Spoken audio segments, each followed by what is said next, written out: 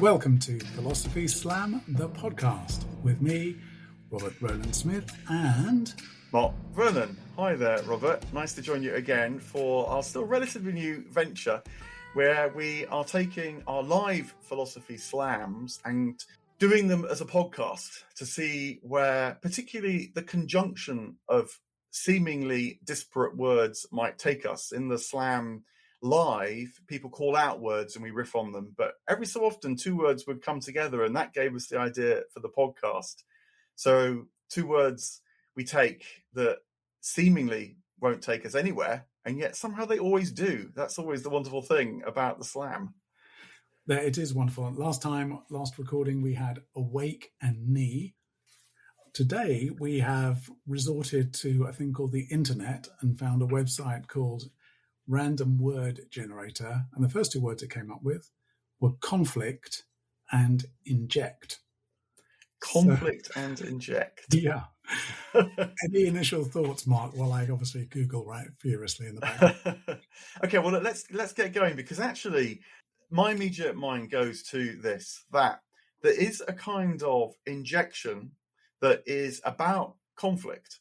And what I'm thinking here is that an injection against some sort of disease is, I think, supposed to induce what might be called a contained conflict in your body in order that the antibodies can be generated that would attack the pathogen if they were injected en masse into your body. You know, if the flu bug came in from a sneeze because you've had some maybe fragment of the virus in your body injected in, your white blood cells have already worked out how to tackle that, have a conflict with that part of the flu virus. And so your body's primed in order to win the conflict between the flu virus and the rest of your system. But it also interests me because this idea of injecting a small pathogen in order to create some sort of healing is quite widespread an idea in even spiritual traditions. So initiations quite often are about undergoing some sort of conflict in order that you are then able to face the much wider and broader conflicts of life. You know, it may be some performance of pain and suffering even, or it may be more like an endurance test. It may be a pilgrimage where the conflict isn't so much one that's felt as some kind of suffering, although that might be involved. But it's really the test to see whether you can put aside your normal life, wrestle with whatever that might produce in you, the anxiety, maybe just the sort of the ease and the pleasure that brings as well before, you know, on day 3 of the pilgrimage, you're having to do the work. So anyway, conflict and inject, actually, it doesn't always happen this way when two words come together, but immediately took me in that kind of direction about how there's a certain kind of conflict that when it's injected into our life might be lead to some kind of healing or transformation. I had a similar but maybe inverse set of thoughts. I was thinking about mental health hospitals, partly because somebody I know has just written a book about life on an NHS mental health ward, and the degree to which people are literally injected with stuff or medicines, they take tablets and so on, in order to reduce the potential for conflict in them, for aggression. So sedatives, in other words, is an injection to reduce conflict. I mean, to put it very, very simply, it's a form of making people docile or, you know, sedating them in some way. And that reminded me, in turn, I had a conversation yesterday with a professor of a London university, and we started asking ourselves, in the world of AI, where students are now downloading whole essays, and those can't be traced using the previous plagiarism software, how do you begin to assess a student's essay? And that got us onto this question of, well, what is the core function of a university anyway? It seems that assessment is a core function of a university, but it hasn't always been the case. I mean, you know more about the medieval tradition than I do, Mark, I think. And in medieval universities, I don't think there was much assessment that went on. There were places where people gathered, they did their commentaries on Aristotle, and they did their music and so on, but they weren't necessarily being assessed. Now, what's the connection here with injection and conflict? It made me think in turn of this Marxist critic called Louis Althusser, who talked about education institutions. And he said, really, the primary function of an educational institution is to reproduce the bourgeoisie. That's what it's there for. And Michel Foucault, the French writer influenced by him, sort of said something similar, that these state institutions are there to reduce conflict and the potential for dissent among citizens by, quote unquote, injecting them with compliant behavior, giving them timetables and content, which ostensibly is about education, but actually is more about behavioral control, because you want your citizens ultimately to be compliant with the system, the powers that be. So obviously it's a bit of a stretch, but it's not a stretch to say we do literally inject people to reduce conflict. And from that mental health process, we get these other more politicized processes perhaps that come about. But one strand in what you were saying there is a bit of a tangent, but it's made me have a thought that I wonder whether this could really go somewhere, actually. When you're thinking about assessing work and testing it against the productions of an AI, a large language model, and then you reference the medieval way in which you might have become a master of theology, say. And you're right, it wasn't just assessing that you knew your stuff, that you could riff on Peter Lombard's sentences and show that you had digested them thoroughly. That was a sort of standard text, Lombard sentences, that everybody had to become familiar with. But there was something else you had to do, actually, in what was called a disputatio. And that was you had to be able to not just riff, but contribute to the field in such a way that you lifted the hearts and minds of your assessors, of your examiners, of the learned audience before you. So that a disputatio was as much about speaking words of praise as well as insight, speaking in a way that led people into new senses of the wonder of what you were talking about, or the depth of it, or the subtlety, the nuance, so that knowledge was progressed, not just by sort of writing a few more footnotes, as sometimes a PhD can feel like it is now, but was actually about keeping the vitality, keeping the aliveness of the subject by receiving it yourself and then offering back in the way that you had learned to speak and to reflect on it. And I just wonder whether old style disputatio might well be, there might be something in it, because I think one of the things about an AI, large language model, which you very quickly become attuned to actually, is that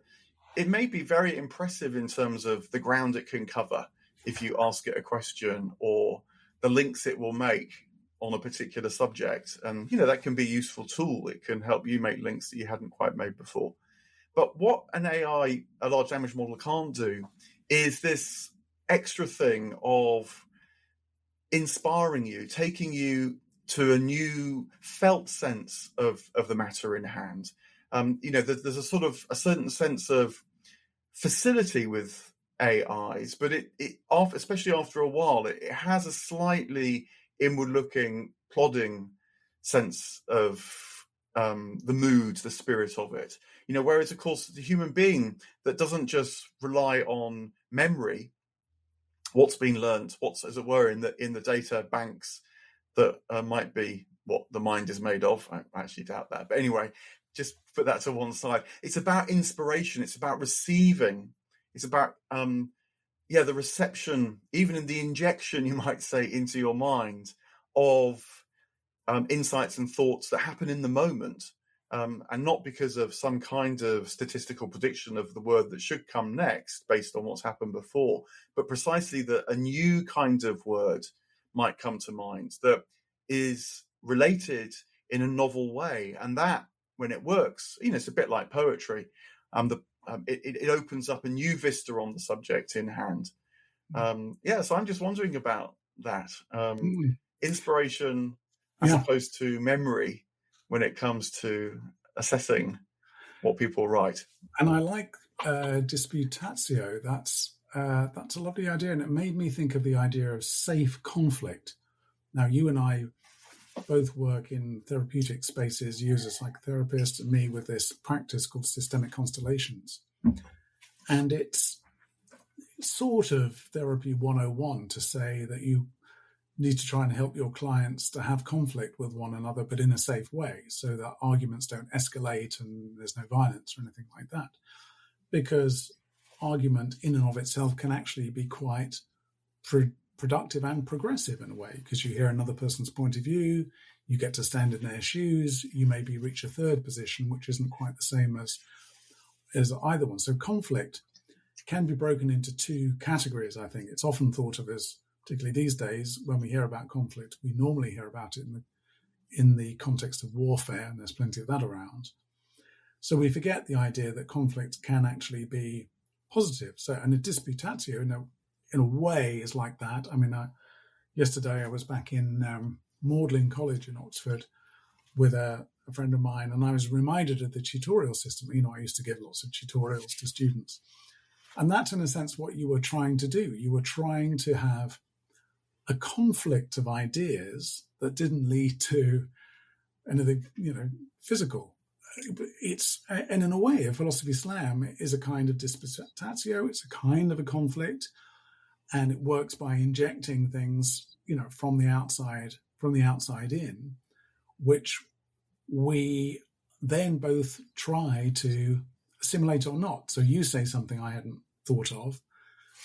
I can be defensive about that and sort of block it out, or I can try and sort of run with it. But there's something just in the notion of the other person, and I know you well, Mark, we're dear friends, but nevertheless, we are other to one another, and everything you say to me, I experience as a bit other, and I'm sure it's a bit the same for you, although you know me well. And that otherness, I think, is always, because we're human beings, always has the possibility of provoking an aversion reaction in us. He's saying something which isn't exactly what I would have said. Therefore, I might choose to block it out before I accept it. So lowering that barrier, I think, is, well, to me, it's one of the keys of becoming human, really, or relationship per se. It's allowing for the contrast, the starkness, the conflict, the difference, and being able not to be threatened by it, I suppose, to be injected in some way. My mind goes in an interior direction when you say that, which is to think about the role of conflict in spiritual life, particularly in meditation or contemplation. Perhaps the tradition in which this is most explicit is in Islam, with the notion of jihad, that sometimes can be conflict in the external world. But certainly the Sufis would tell you that the real meaning of jihad is a kind of interior battle, an interior conflict. And the point is that it's driven by love. And I've sort of mused on this, how there can be wars of love, how there can be a kind of conflict that is not about defeating, but is about overcoming in order that a wider sense of perception, awareness might become possible. And I think what might happen is something like this, that certainly in a meditative experience, the first thing, of course, that you become aware of is that your mind goes all over the place, and that the focus of the meditation is very hard to sustain. And I think that the reason why it's a kind of conflict involving love is that the moment you realize that your mind has gone off from the object of your meditation, it might be an icon, it might be a sense of the divine, it might be even just the steadiness of your own mind itself, is that you allow that distraction to move to one side, but also slightly turn away from it to not give it the energy that it needs to sustain itself. But you must do that not in a, oh, that's happened again, I'm useless at this, how long is this going to go on for? But with this attitude of love, which I think at heart doesn't just mean self-compassion, although it does mean that. It really means, how can I follow my deepest love, my deepest desire in this interior battle, so that becomes the dominant sense of direction, the dominant flow of my life, the dominant way that my will is responding to things. And so I think there's something very interesting and quite subtle about how even an act like meditation, which in the first pass, people might say they meditate to become calm, to become still. I don't, maybe it's because I'm not a very good meditator, but I don't experience it like that myself, actually. There is, you might say, the work of meditation. And part of that work, I think, is to be in a kind of conflict with yourself, by which I mean that your normal default mode of being, where your will goes, where your desire goes, you do want to change that. You want to shift that in some way. And it's partly about doing that with a kind of kindness, so you don't just exacerbate needless conflict with yourself that spirals down. But it is, I think, about being in a kind of tension with yourself that enables this deeper desire to, step by step, gradually become more and more dominant, so that your will then lines up behind your love, and your ability to engage in a wider life that's not just with your own preoccupations in charge becomes more possible. It's beautiful, especially that notion of will lining up behind your love. That's a lovely phrase. As you were talking, and it's only really a tangent on what you were saying, but it does connect to conflict and inject, for that matter. I couldn't help thinking of Antigone, the Sophocles play, which I've gone back to quite a lot recently. In a way, it's the archetypical conflict in early Greek drama, one of the most famous conflicts between Antigone, who's a teenage girl, and her uncle, Creon, who is the despot, the leader of Thebes. I think it's Thebes. And she wants to bury the body of her brother, which has been left to rot outside the city walls because he was involved in an insurrection against the city. So there is a conflict between the two of them. And there isn't that inner work done by either of them, really, either Creon or Antigone. They become entrenched in their positions. The conflict deepens, and of course it ends in, as you'd expect, in tragedy. It's a Greek tragedy. It ends in tragedy. But the other reason I was thinking about it, because you began by saying, I want to take us inwards, was about conflict and the notion of injection in Freud, which as introjection. So he has this idea that we, particularly in grief, when somebody close to us has died, but not just in grief, we introject the personage of the other person. We create, as it were, a mental tomb within us. And what's interesting from that perspective in the Sophocles play is, in a way, it's a failure of mourning on Antigone's part, because she can't mourn and take the personage of her brother inside herself, but has to bury him externally. There's the conflict, because it's a refusal, in a way, of death. It's a refusal of owning it in her psyche. It's a refusal to introject. It's keeping the body over there and burying it in an actual tomb rather than the inner tomb. And it made me wonder more broadly around our death rites, whether part of the function of death rites is actually to stop us grieving. It's to have places, the death happens over there, in the cemetery, in the tomb, or in the burning ritual, precisely so that we don't have to inject, or at least introject, this thing, and then create these basically conflicts in ourselves and have to wrestle with this notion that life comes to an end, and now it's life versus death and so on. So I appreciate that's a big tangent to what you were saying, but no, well, it takes me to object relations theory, which Yeah. is one of the founding ideas in a lot of psychodynamic psychotherapy.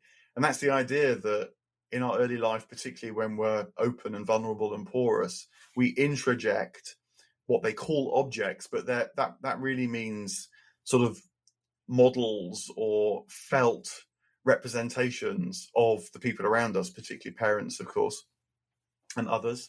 And then those introjections, those objects, they either happily coexist or they are in some kind of conflict inside you. And if the conflict is too much, then, in principle, that could even wreck a life, because the person's inner experience, which presumably was conflictual in the external world, has been introjected into them, where the conflict just continues and maybe even intensifies in the kind of narrow confines of the psyche. And so, injection and conflict, I hadn't thought this at the beginning of our discussion just now, but it's at the heart of everyday life,